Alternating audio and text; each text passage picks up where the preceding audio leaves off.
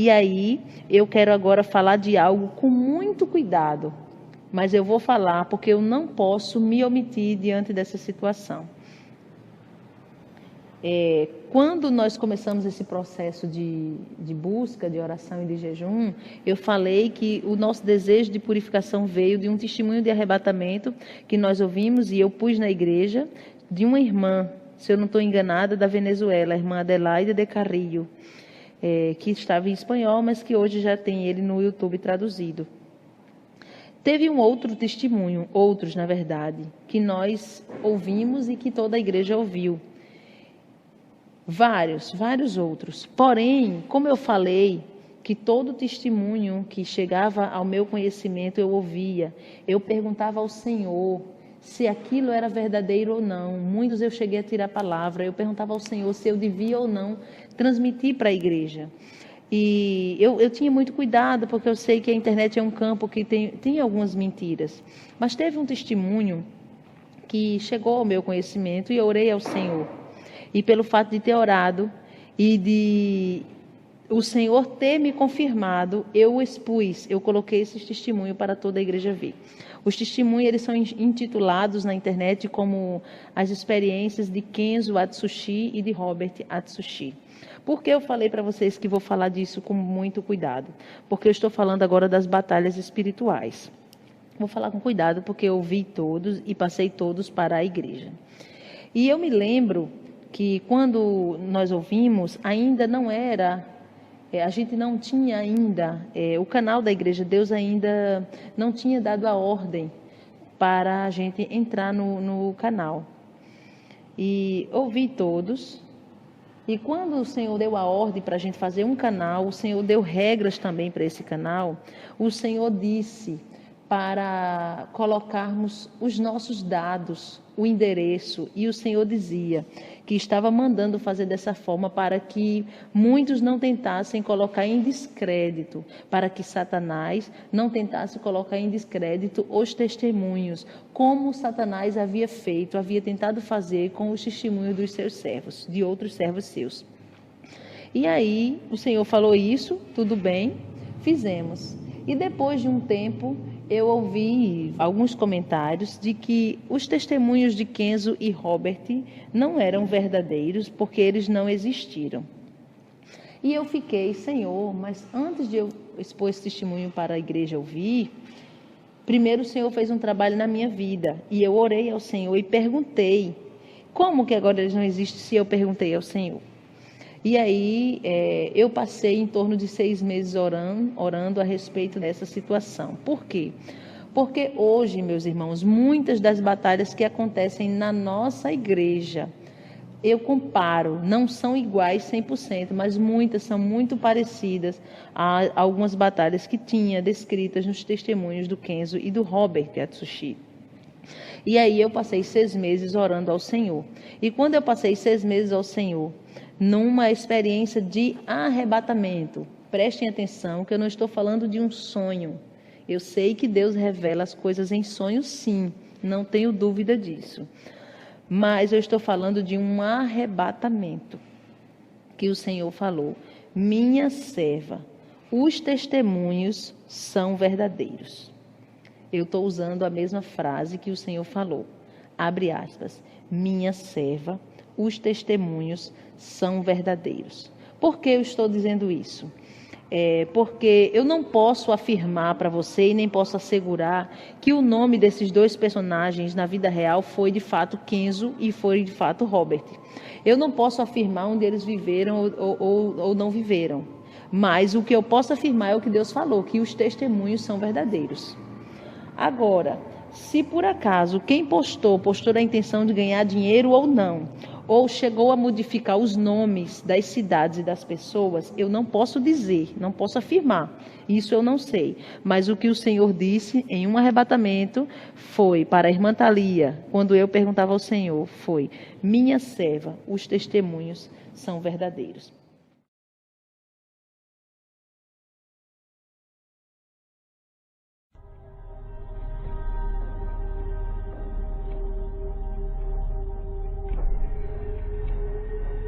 Eu sou o filho de Kenzo Atsushi. Ele me criou no estreito caminho da santidade. Satanás sempre lutou para destruir essa família. O meu pai fez uma promessa de que a família Atsushi serviria a Deus pelo resto de suas vidas. O meu pai fez 3 dias de jejum e oração para Deus. E mesmo que um dos Atsushis viesse a se desviar, voltaria para o caminho da salvação igual ao filho pródigo. A nossa alma foi entregue a Deus quando nascemos. A minha e a do meu irmão que faleceu. O diabo podia tocar em nossa carne, mas não em nossa alma. O meu pai, mesmo fazendo essa aliança, nunca parou de orar por sua família. Ele sabia que Satanás iria querer frustrar os seus desejos. Tudo que meu pai dizia era importante. Os seus conselhos eu ouvia e obedecia. Ele tinha mais experiência de vida. Por isso ele exigia muito dos seus filhos quando fazíamos coisas desagradáveis. Quando ele pedia para fazer aquilo, a gente fazia. Nunca dizia por favor. Ele dizia que a obrigação de todo filho é obedecer. Nunca dizia obrigado e nem elogiava para não nascer exaltação.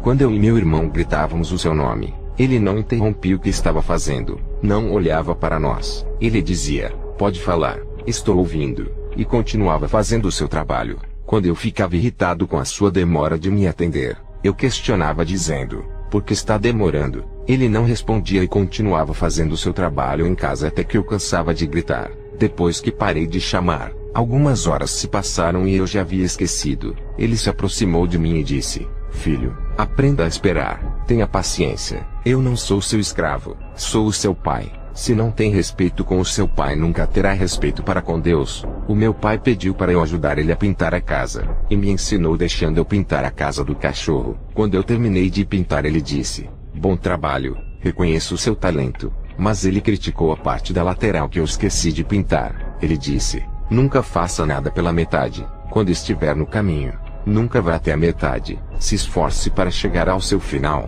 Procure ser um perfeito filho na presença de Deus, assim como Deus cobrou para Abraão. Eu era criança, comecei a chorar e dizia: não faço nada direito.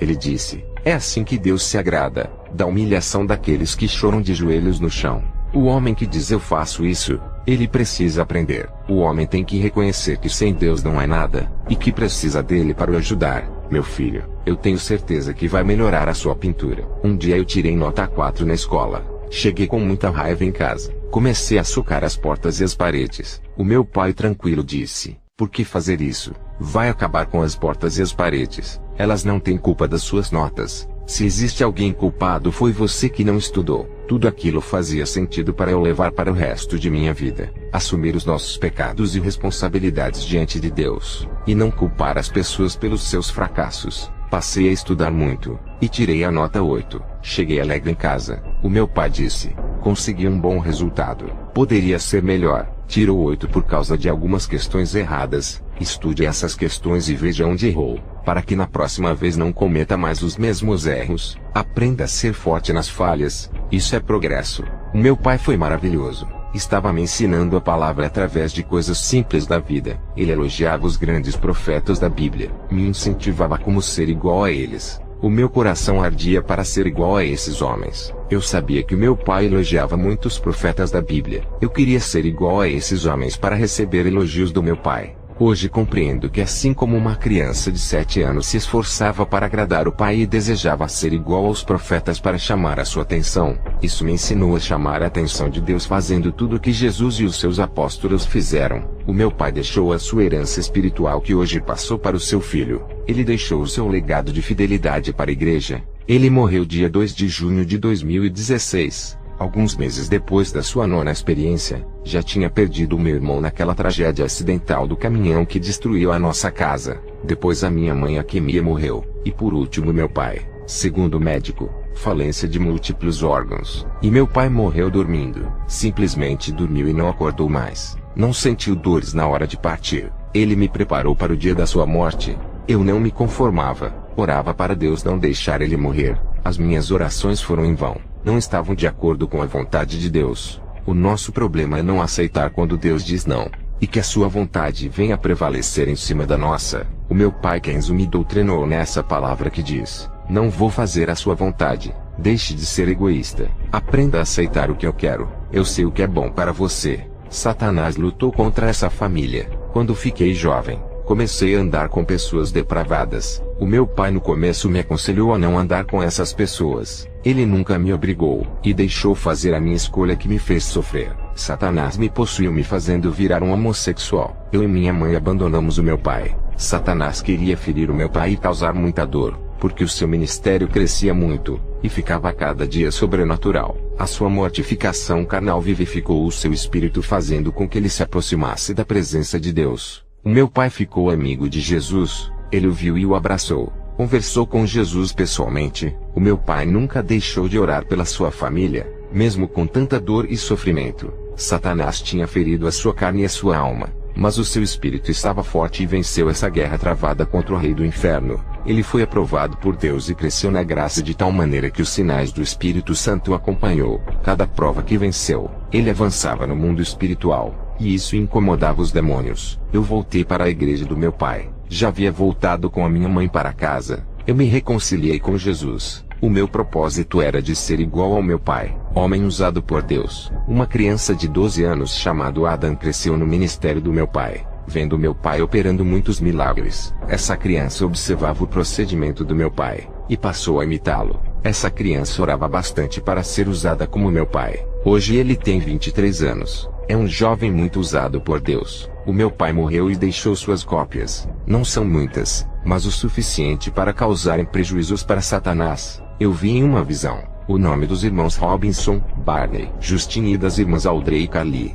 Os nomes desses irmãos estavam na lista dos demônios. Eles eram os próximos alvos dos ataques dos demônios por se comprometerem a seguir o exemplo do meu pai. O meu pai não gostava de ficar devendo a loja ou algum vizinho. Isso o incomodava. Ele sempre pagava sua dívida em tal dia e hora marcada. Sempre foi pontual. Foi isso que ele aprendeu com Deus. Chegar sempre na hora certa. O meu pai entrou em uma esfera espiritual. Parecia que ele não estava nesse mundo. O seu corpo estava aqui, mas o seu espírito ligado com Deus. Ele estava tão conectado com os céus, que as coisas da terra perderam a importância. Ele não se importava com bens, dinheiro. Tudo isso não tinha valor algum. O seu desejo de viajar para a Itália, França, Brasil, Argentina, Jamaica fazia parte do seu planejamento para o ano de 2018. O meu pai não tinha preconceito de pregar em igrejas diferentes. Podia ser a igreja mais maligna. Se enviasse o convite, ele não recusava. Tudo isso fazia parte de sua estratégia de confrontar o diabo dentro do seu território. Ele enxergava a possibilidade de salvação nessas igrejas. Tinha a esperança de resgatar os cativos desse mundo de trevas. Muitos pastores odiavam o meu pai, mas ele nunca os considerou como seus inimigos. Ele orava por eles para Deus abrir os seus olhos. Vários pastores que convidaram o meu pai para pregar tiveram seus ministérios mudados. O poder de Deus se manifestava nessas igrejas que convidavam ele para ministrar. Os pastores não tiveram escolha a não ser de pregar a verdade deixando a mentira. Quando viam o real poder de Deus agindo através das pregações do meu pai, muitos cristãos da igreja do meu pai rejeitaram ir nessas igrejas, dizendo que onde tinha o reino de Satanás não pisávamos os pés para não sujarmos as nossas vestes. Eles se achavam santos demais para não se misturarem. O meu pai dizia que Jesus se aproximou dos pecadores para operar suas maravilhas. Se a igreja católica ou budista mandasse um convite para o meu pai pregar, podia ser uma casa de feitiçaria. Ele aceitava, pois enxergava a oportunidade de ganhar almas. O primeiro convite que meu pai recebeu para pregar foi na casa de uma feiticeira. Os demônios perturbavam essa mulher que chamou vários pastores para fazer oração. Todos tinham medo, e se recusavam a lutar com os poderes das trevas. O meu pai foi o único que aceitou orar por ela. As imagens dos santos começaram a estourar. Aquela mulher naquele dia viu o poder de Deus e entregou a sua vida se tornando membro da sua igreja. Ela era uma das mulheres que mais orava. Os pastores perguntavam ao meu pai se ele tinha medo das legiões de demônios o matarem. Ele respondeu que só temia aquele que tem o poder de dar a vida e tirar, e ainda lançar no inferno. O meu pai dizia que esses avivamentos que são profetizados por multidões de profetas era mentira. Isso não acontece em igrejas insensíveis ao pecado que não renunciam ao mundo. O meu pai dizia: cada um busque o seu avivamento em seu dia a dia. Se esforcem. Eu não creio em um avivamento coletivo, mas acredito no avivamento individual. Se Deus vai um dia realizar um avivamento mundial, ou sobre cada país, isso só Deus sabe. Talvez, no futuro distante, quando a igreja estiver em perseguição. Ele disse que já presenciou um avivamento em uma pequena igreja, porque cada pessoa fez a sua parte, se santificaram renunciando ao mundo, e fizeram campanhas de orações em suas casas. Quando chegaram na igreja, cada um veio com uma faísca do Espírito Santo dentro deles. Cada faísca se ajuntaram e se transformaram em um fogaréu. O templo foi incendiado pelo poder de Deus. Essa foi uma das igrejas que ele foi. Em uma cidade que tinha mais de 50 igrejas mortas, uma entrou em avivamento espiritual naquele lugar. O meu pai dizia: parem de depender de mim, vou morrer, e o mesmo Espírito que está em mim continuará com vocês operando. Dependam do Espírito Santo a partir de hoje. A sua atividade na igreja não pode acabar. O meu pai era valente contra os demônios. Ele sabia quem era o seu grande inimigo. Com as pessoas ele era amável. Chorava na madrugada em oração pelo povo. Parecia o profeta Jeremias. Eu não fico um dia sem ler a Bíblia e orar. A minha comunicação com Jesus é a base do nosso relacionamento. A comunicação é a oração. Conversar com Jesus é como um namoro espiritual do noivo com a noiva. E através desse relacionamento nascido da oração que o amor cresce. E a chama da comunhão aumenta. Passei a amar Jesus quando comecei a me comunicar com Ele. Jesus passou a me amar, e não vai perder a minha alma para o diabo. Ele sente ciúmes de mim com o mundo e o seu pecado. Tenho sentido a sua presença de consolo todas as noites. Quando dobro os meus joelhos e oro para Jesus, às vezes não sinto a sua presença e clamo a Ele dizendo: sei que estás aqui, mesmo sem sentir a sua presença. Enquanto não sentir a sua presença, não vou parar de orar. Me humilho para sentir o seu toque. Eu preciso disso para que o deserto da minha vida venha a nascer flores. Eu insisto. Não afasta de mim o seu Espírito e nunca retire a sua presença. O seu Espírito Santo me visitava, e enchia esse vaso seco com o seu azeite. O meu pai dizia: filho, a igreja tem que insistir em suas orações para sentir a presença de Deus. Não importa o tempo que venha demorar. Tenho certeza de que Ele vai tocar naquele que se humilha pela sua presença. Eu já fiquei 3 horas pedindo para sentir essa presença até que Ele me tocou, e grande virtude invadiu o meu ser. A sua mão estava no meu coração. Senti o calor sobrenatural dentro da minha alma. Esse é o verdadeiro amor, o contato real do homem e Deus, não apenas com uma oração sem insistência. Nada será feito com uma oração simples. Sinta o seu toque, o seu abraço. Implore para ter esse contato que para mim é o que existe de maior valor nesse mundo. Eu amo muito você, Robert. Saiba disso. Quero que seja um grande homem de Deus. Quando eu partir, diga para a igreja que amo a todos os meus filhos. Carregarei os seus nomes gravados em meu coração. O meu pai, no começo do seu ministério, tirou uma criança da rua, encaminhou para uma fundação de crianças órfãs ao qual ele fundou com muito sacrifício.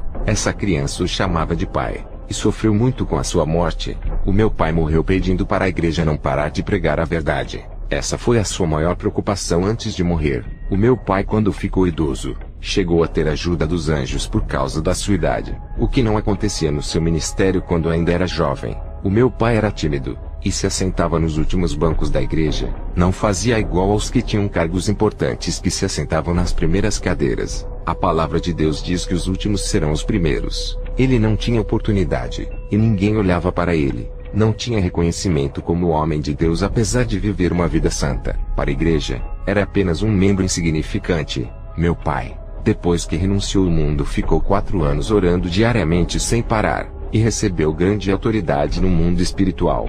Em 8 anos a sua autoridade dobrou. Em 12 anos estava mais forte. Antes dos 4 anos de oração e santificação, o meu pai não tinha nenhuma autoridade. Era apenas um homem simples. Deus exaltou o meu pai na igreja do seu pastor onde ele começou. Ele foi mais usado do que o seu pastor, causando espanto para muitos que o desprezavam. Um homem sem cargo na igreja tendo mais autoridade do que o seu pastor. Quando uma pessoa caía endemoniada com uma legião, o pastor não conseguia expulsar mais ninguém da igreja. O meu pai, com apenas uma ordem e um sopro, mandava aquela legião embora. Ele não se engrandecia por ser exaltado por Deus. Quanto mais ele se diminuía, mas Deus o fazia grande. O meu pai sempre foi uma pessoa diferente de todas. Era humilde e amoroso. Se ele tinha mais autoridade na igreja do seu pastor onde ele começou, foi porque se destacou entre a multidão, fazendo Jesus enxergar ele entre muitos. Ele atraiu os olhos de Deus para si, através de suas atitudes, assim como foi Jó. O meu pai era um exemplo vivo do seu ministério.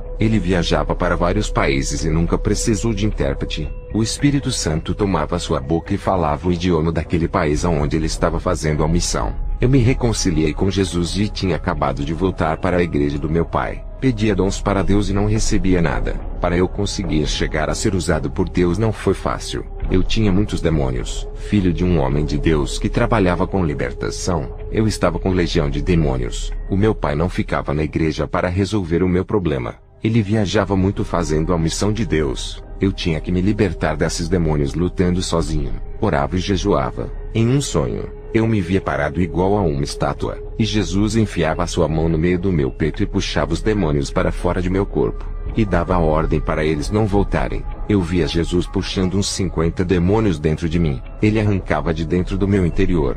Aqueles 50 demônios hospedeiros eram os últimos que estavam em mim. No sonho, eu não via o rosto de Jesus por causa do brilho de sua face. Só conseguia ver o seu corpo. Ele dizia: esses demônios hospedeiros são os últimos moradores dessa casa.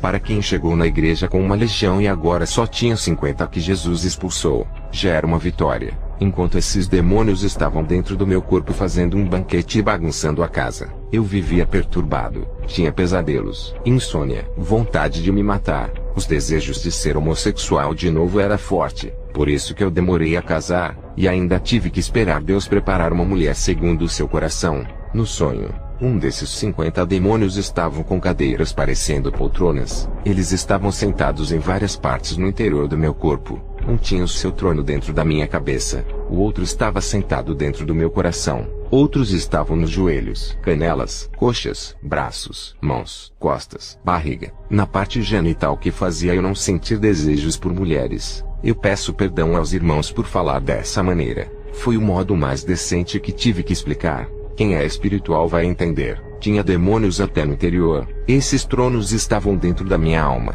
Eu não conseguia ver por se tratar do íntimo. A minha visão no sonho enxergava os tronos muito distantes. A minha visão alcançava o meu corpo onde estavam os demônios. Os que moravam na minha alma estavam longe do alcance dos meus olhos. Jesus me limpou de tudo. Destronou eles acabando com a festa. Depois desse sonho, fiquei 1 ano passando por processos de libertação. Tem pessoas que largaram o pecado ontem e querem ter um relacionamento espiritual com Deus hoje. Nem se libertou por completo. Se eu não tivesse me afundado na prostituição e obedecido ao meu pai, não passaria por um processo de libertação demorada. Quem está no caminho de Jesus não desvie, para que a sua vida espiritual não seja a morada de demônios. 1 ano depois da minha libertação, comecei a querer dons, mas não recebia. Jesus apareceu para mim em sonho como da outra vez. Seu rosto resplandecia. Ele disse: venha comigo.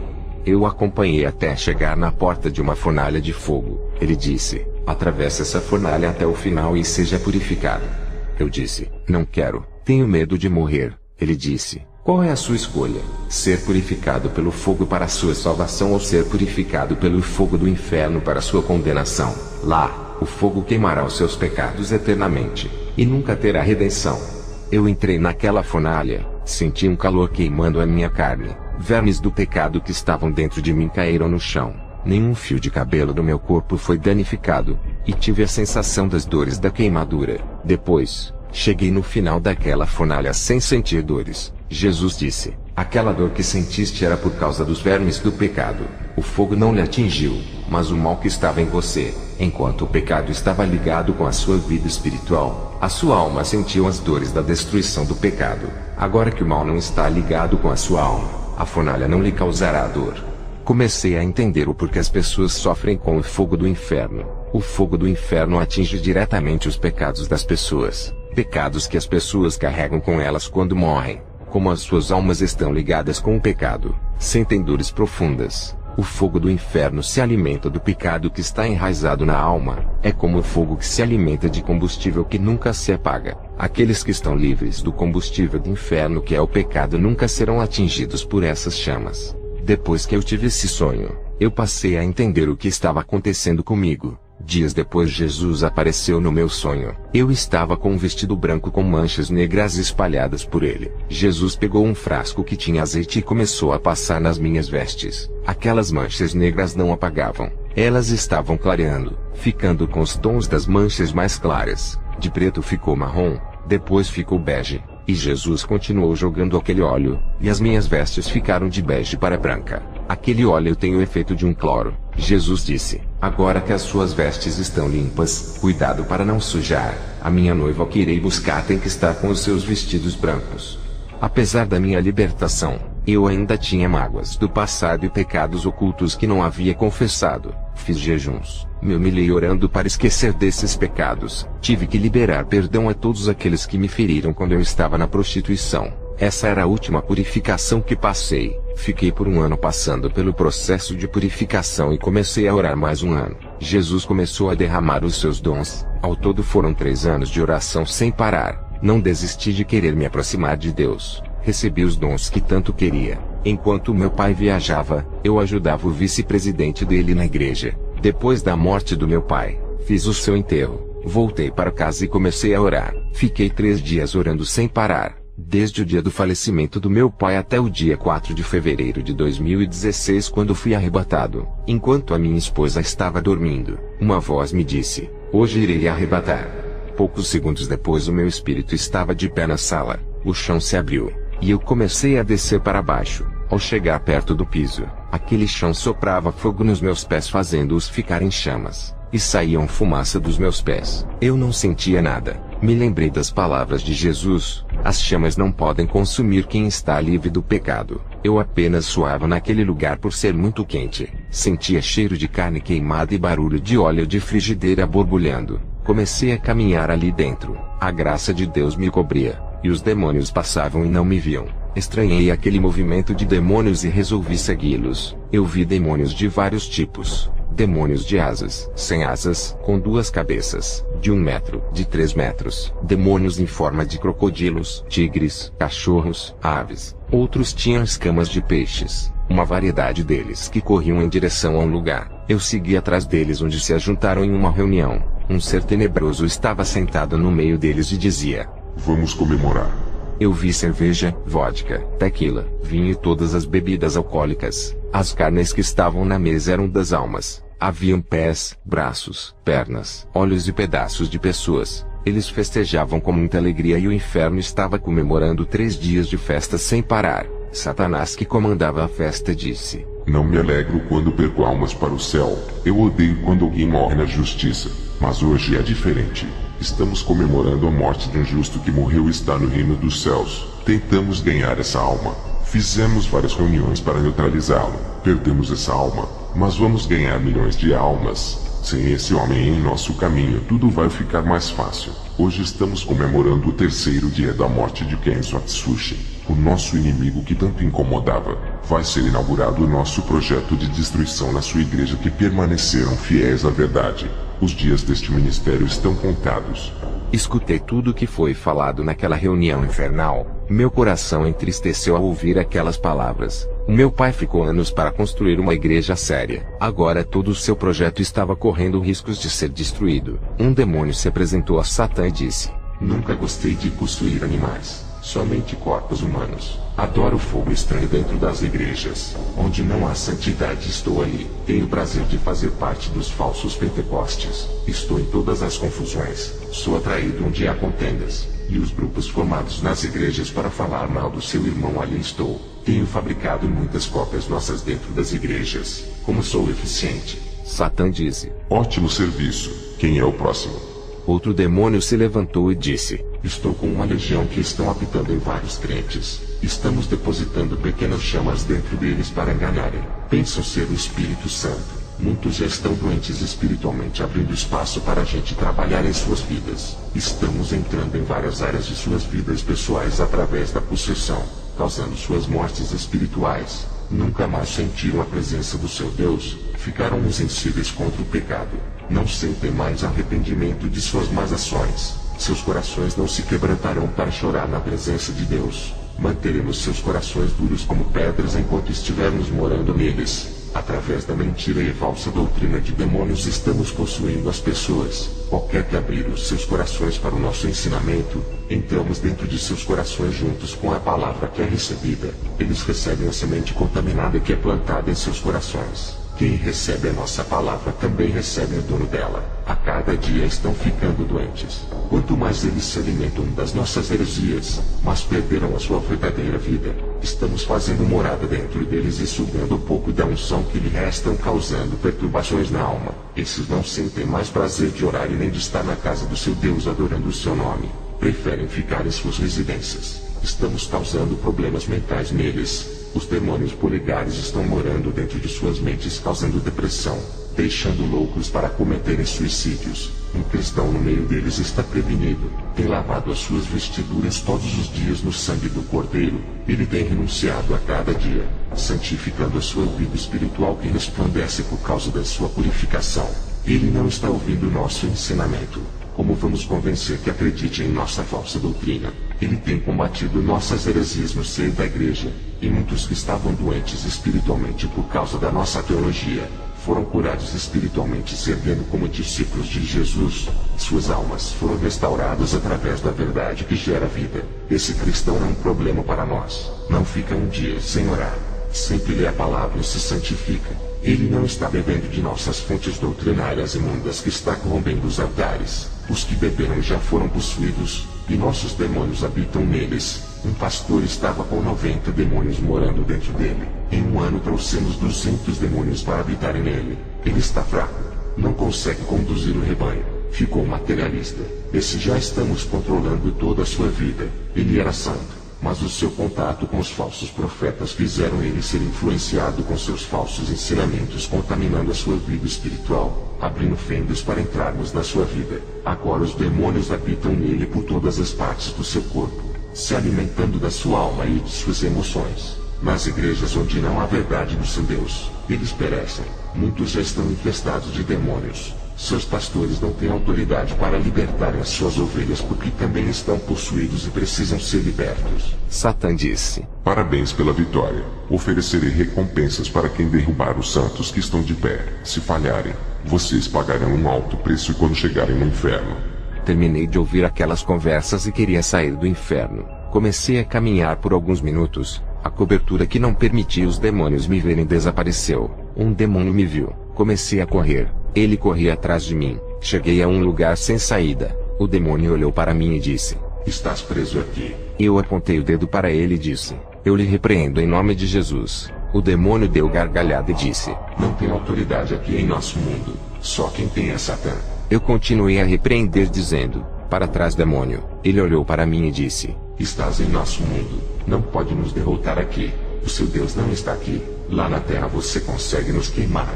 Me queima agora se tu podes. Aquele demônio me pegou com uma violência e disse: Satã vai adorar ver você, o filho do homem que nos dava prejuízo. Antes de levar você até o chefe, tenho uma surpresa para você.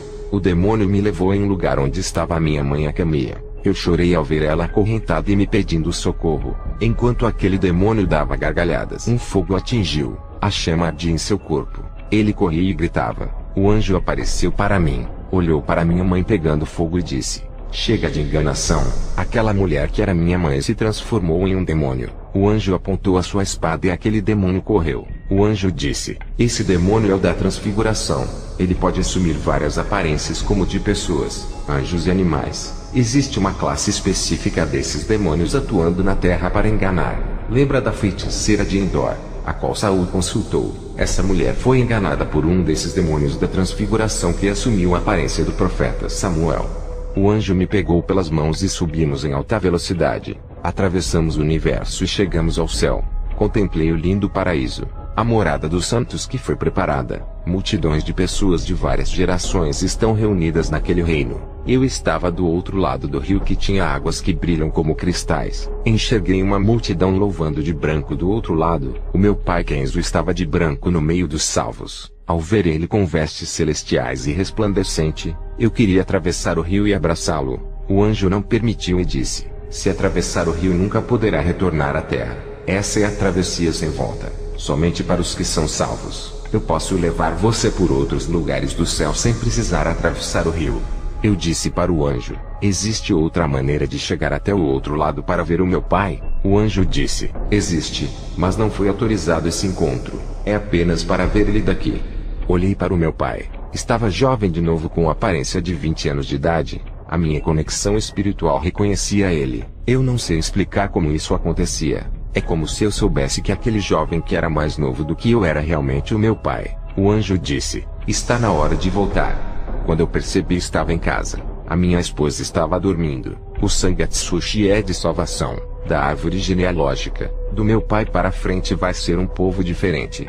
Depois do meu arrebatamento voltei às minhas atividades na casa de Deus. Atendi todas as agendas de convites. Os demônios temiam muito que eu alcançasse o mesmo nível espiritual do meu pai. Os demônios passaram a me perseguir incorporados em cristãos. Isso acontece com todos os que servem a Deus. Os demônios querem que usamos a nossa carne para ofender e discutir com os cristãos que gostam de contendas. Não podemos esquecer que a nossa luta é contra o diabo. Eu não vou dar ouvidos para ofensas e insultos dos irmãos. Não ocupo meu tempo com debates. Sei usar o meu tempo para orar e ganhar almas. Pessoas que debatem a palavra de Deus abrem fendas para possessões. Eles agem dessa forma por estarem na carne, deixando o demônio entrar em suas fraquezas. Em um debate ninguém aceita perder. Posso afirmar que os dois perdem, e o diabo ganha com isso. Eu conheço o mundo espiritual, e sei como Satanás age. Perdemos um membro de nosso ministério por causa de discussões doutrinárias. Ele se envolveu em debate com outro cristão de outra igreja. Esse rapaz passou a perseguir ele. Ganhou o inimigo que lhe roubou a paz. Ele teve que ir embora por causa da perseguição. Aconteceu algo bizarro em uma igreja aqui perto. 2 cristãos discutiam, e as suas rivalidades chegaram em um grau tão alto que um assassinou o outro e foi preso. O Senhor Jesus me mostrou na visão um pastor usado nas mãos de Deus que não vigiou e deu lugar para o diabo. Um espírito maligno o possuiu, e passou a morar dentro dele e controlar a sua vida. Esse demônio se instalou dentro dele sugando o amor, a paz, o gozo, a bondade, a mansidão, a temperança e a fé. Todos os frutos do Espírito que tinham em sua vida foram tirados por esse novo habitante do seu corpo. Depois dessa visão, Satanás apareceu a mim pessoalmente e disse: Vai querer ser missionário, jovem Atsushi? Satanás fez aparecer uma imagem de crianças africanas e disse: Quanto que vale essas almas para você?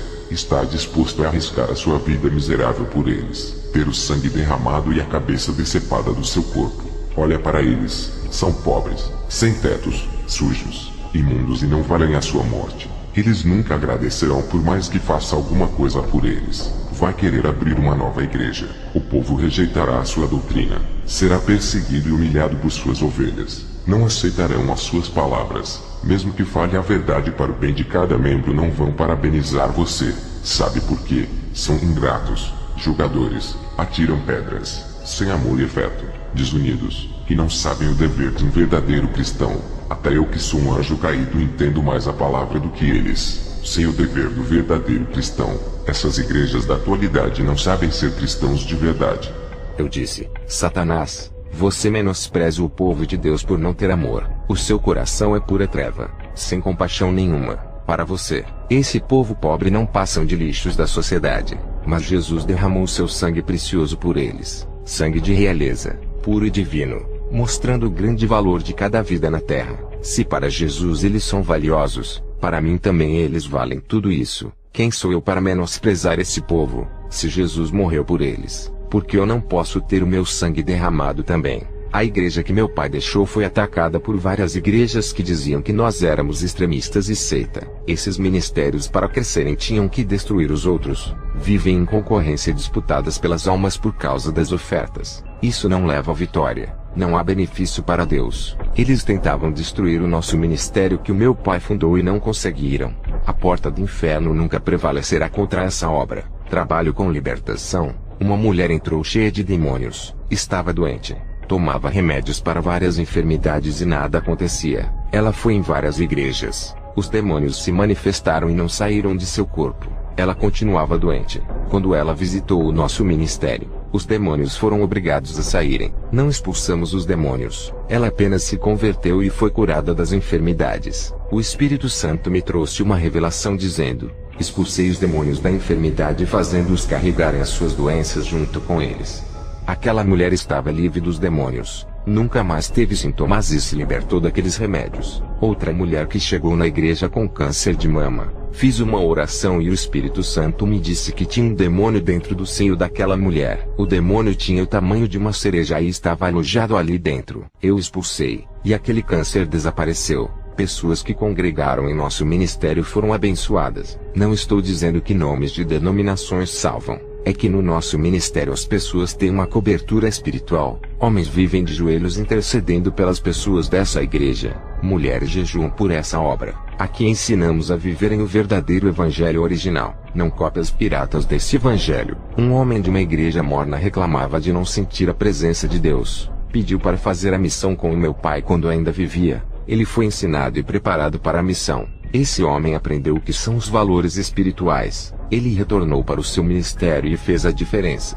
E foi como um palito de fósforo que acendeu na seara o fogo do Espírito Santo. Contagiou os membros a orarem e ganharem almas. Pessoas que plantaram as suas ofertas em terras áridas nas igrejas que seguiam preceitos humanos e nunca viram mudanças em seu ministério. Os irmãos que pregavam contra o pecado nessas igrejas, passaram por perseguições e tribulações. Pessoas que foram para esses ministérios humanos e não tiveram oportunidade de crescer e trabalharem na obra. Seu próprio pastor enterrou os seus dons. Essas igrejas que têm a direção do homem não têm Jesus como seu mestre. Estão iguais a Saul que saiu da direção de Deus. E o Espírito Santo se afastou dele. Tem igrejas que chamam o Espírito Santo, e ele não vem por abominar o pecado. Igrejas que dizem Jesus está aqui, mas ele não está onde se prega a mentira. É preciso andar na verdade e conquistar o Espírito Santo. Teve pessoas que disseram, na minha igreja não precisam andar nas leis de Deus. Tem curas e sinais. Eu fui naquela igreja visitar. O Espírito Santo me disse,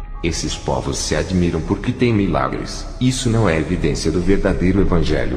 Na casa de feitiçaria também tem curas e profecias. Eu não estou lá. Os mesmos espíritos enganadores que operam sinais e curas na casa de feitiçaria, operam nessas igrejas. Assim como eu opero sem fazer diferença de nomes de igrejas. Esses espíritos malignos não fazem diferença entre o centro de espiritismo e uma igreja caída. Ambas não vivem o evangelho, e servem a outros deuses, não a mim. Aqueles que não servem a Jesus e a sua palavra não me conhecem. Se conhecessem, obedeceriam ao seu rei. Aqueles que não obedecem ao rei, é porque não fazem parte do seu palácio, e pertencem a outro reino. Eles obedecem esse evangelho sem espinhos que não é o de Jesus. Pertencem a outro Senhor. Cada um anda nas leis criadas pelos seus mestres. Eu não opero as minhas maravilhas onde não há arrependimento, choro, humilhação e salvação. Não os conheço. O que valeria um paralítico e um cego serem curados e irem para o inferno? É melhor não ser curada do seu câncer, se arrepender dos seus pecados e ir para o céu, do que ter saúde, morrer com os seus pecados e ir para o inferno. Lá no céu os paralíticos andam, mudos falam e surdos ouvem, ali todos são restaurados. Depois dessas revelações de Jesus, fui para minha casa pensando no maior problema das igrejas, pastores que não se preocupam com a salvação de almas e nem da deles. Para esses, o seu galardão é na terra. As igrejas de curas e prosperidades estão cheias. As pessoas estão ali pelo bem-estar, não procuram salvação. As marcas dessas denominações ficaram famosas pelas curas e sinais. Essas denominações ficaram conhecidas pela mídia e se transformaram em uma grande empresa, lucrando muito e fazendo negócios da palavra de Deus, colocando pessoas no mundo de fantasias da Disney, onde Jesus é o gênio da lâmpada. 90% da população escolhem essas igrejas por causa de suas promessas. Isso explica o quanto as suas carnes são cheias de concupiscências. Com esse tipo de evangelho pregado nos Estados Unidos, as pessoas não são libertas. O que traz a libertação é a verdade, e não a mentira. O que salva é a veracidade da palavra. A falsificação do evangelho leva para o inferno. Esses pregadores que conquistam o povo pela sua oratória e dizem, somos vitoriosos. Suas vidas espirituais estão fracassadas. Não têm munição espiritual dada por Deus. Eles não têm vantagem em uma guerra contra o diabo. Eles dizem, Satanás está derrotado e debaixo de nossos pés. Repreendemos todo o mal em nome de Jesus. Suas palavras não têm efeito contra o diabo. Suas orações não têm forças no mundo espiritual. Como podem vencer o diabo se já estão derrotados? Os mortos não lutam mais. Mesmo que repreendam os demônios no nome de Jesus, ele não ouve, não os reconhece como sua ovelha. Jesus não tem aliança com os tais amantes da iniquidade. As ovelhas se perdem seguindo esses pastores. Estão enganados nesse caminho que pensam ser verdadeiro. Esses homens não têm autoridade. Contra esses, os demônios não recuam e não temem. Para se conquistar a autoridade no mundo espiritual não é de qualquer jeito. Eu passei por um processo. Jesus teve o seu ministério de 3 anos de duração. No seu ministério terreno ele conseguiu preparar os seus discípulos. Nesses 3 anos, foi o período que eu tive para me preparar. Antes desses 3 anos, eu já havia retornado para Jesus e ainda estava fraco espiritualmente. Queria ajudar as pessoas, mas não conseguia me ajudar. Queria edificar e andava tropeçando em pedras. Eu precisava de ajuda. Me encontrava na mesma situação das pessoas que evangelizava. Eu não conseguia carregar o pecador nos braços. As minhas pernas não aguentavam o peso do meu corpo. Tive que pedir ajuda espiritual e me fortalecer. Enquanto eu orava, alguém me ajudava com as orações. No começo, o meu apoio foi a igreja e Jesus. Estava engatinhando até dar os meus primeiros passos. Jesus cuidou de mim igual a uma criança. Me alimentou com leite. Depois começou a dar comida de adulto. Essa criança foi crescendo no Evangelho. Agora estou entrando para a maturidade espiritual. Jesus começou a me dar responsabilidades. Também as cobranças foram aumentando. Para ser um libertador, seja liberto primeiro. O meu pai falava da guerra espiritual travada com aqueles que se comprometem a servir a Deus verdadeiramente e vivem uma vida de oração. Experimentam uma batalha. Antes dos meus 3 anos de preparação ministerial, eu congregava na igreja do meu pai, enquanto ele fazia a missão. Eu não era liberto e assistia jornais na televisão. Os demônios tiveram acesso à minha mente e fizeram uma fábrica satânica dentro da minha cabeça, produzindo dentro da minha cabeça pensamentos negativos, imoralidade, cobiça. Sentia medo do mundo espiritual e a fraqueza da minha carne queria me dominar. Passei a temer os demônios. Minha fé era contrária. Não conseguia controlar a minha vida. E a minha mente controlada pelos demônios fazia-me agir dessa maneira. Foi a minha revolta que me fez tomar atitude em relação à minha vida. Eu queria libertação, e tive que parar de assistir televisão para fechar a porta da minha mente. O meu pai falava muito da experiência de arrebatamento. Ouvir já é edificante, e ter experiências é mais edificante ainda. Tive o prazer de experimentar isso. Não moro nos Estados Unidos. Tive que sair de lá pela direção de Deus. O ministério que Deus entregou nas mãos do meu pai estava crescendo, e tiveram que construir uma igreja maior. O vice-presidente fez um conselho de decisão para ajudar ele na administração. Com a morte do meu pai, o vice-presidente Abraão assumiu a presidência. Com a construção da igreja que tem capacidade de acomodar o triplo de pessoas em comparação da antiga igreja, a nova construção aumentou a sua capacidade de acomodar as pessoas. O conselho aprovou uma reforma para ganhar mais almas, e tudo aquilo que meu pai construiu foi destruído. Até o nome da igreja foi mudado. O vice-presidente Oliver, homem que apoiou a sã doutrina do meu pai, não pôde fazer nada para preservar por aquilo que ele lutou. Oliver disse que na votação do conselho, a maioria dos obreiros aprovaram a reforma. Ele foi o único que votou contra a reforma. O presidente Abraão disse: se a gente votar contra a reforma, o nosso ministério irá ser desaprovado e vamos perder muitos membros. Aquela reunião que Satanás fez no inferno sobre o novo projeto que iria instaurar na igreja que meu pai fundou, estava sendo realizado naquele momento. Tudo o que foi planejado no inferno é concretizado na terra. O conselho para atrair jovens tirou os cultos de oração substituindo pelo louvor. Os ensinamentos que falava da santidade e pregava contra o pecado foram tirados para o ensinamento da teologia da prosperidade. Eles introduziram ensinos que falam de família, namoro e casamento. Eu senti a queda espiritual do ministério. Estava muito triste vendo a igreja que o meu pai deixou indo à ruína espiritual. A frieza espiritual estava entrando bem devagar e matando lentamente. Satanás estava rindo pela sua vitória. O meu pai não me deixou ser o presidente por estar fraco espiritualmente. Ainda estava começando. Não estava preparado. O seu ministério caiu espiritualmente. O pecado começou a entrar na igreja. Já não havia mais correção, disciplina e nem exortação. A minha filha nasceu, Naomi Atsushi. A neta que o meu pai sonhava de querer ver não deu tempo. Ela vai ser uma grande profeta na terra. Hoje estou em outro país. Moro na Hungria. Sou um evangelista de uma pequena igreja, à espera de Jesus para me levantar ao pastorado.